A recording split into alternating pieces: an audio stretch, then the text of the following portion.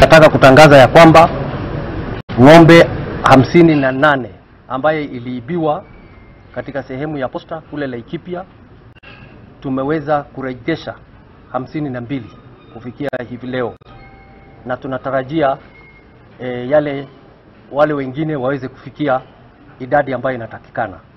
Nataka nishukuru wale wote ambao wamehusika katika shughuli hiyo, na tunasema shukrani kubwa.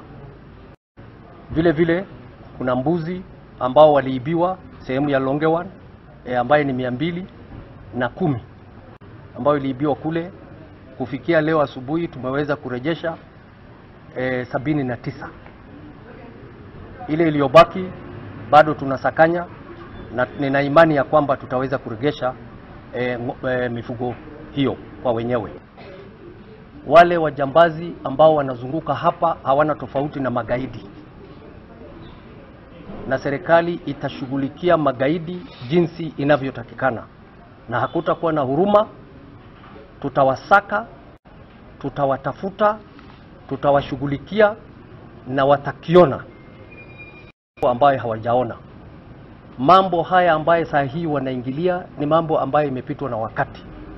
Tunataka watoto wetu wasome, tunataka kufanya maendeleo, na hatutaki wizi wa aina hii ama wizi wa aina yoyote.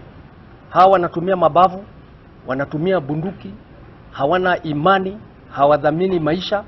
Basi mambo kama haya hatutakubaliana nayo. Kwa hivyo tutakabiliana na wao na tutawashughulikia jinsi inavyotakikana. Mimi wito wangu wa mwisho kwao tu, na wameshikwa, tumeshika pamoja na polisi wako Rumuruti.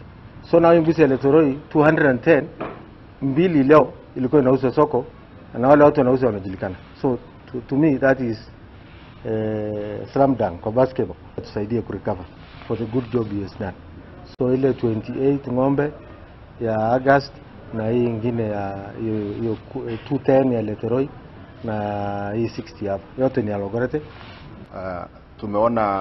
Tumesikia kwamba ng'ombe 52 kati ya 58 ambayo iliweza kuwa recovered. Kitu kama hiyo haijafanyika hapa kwetu.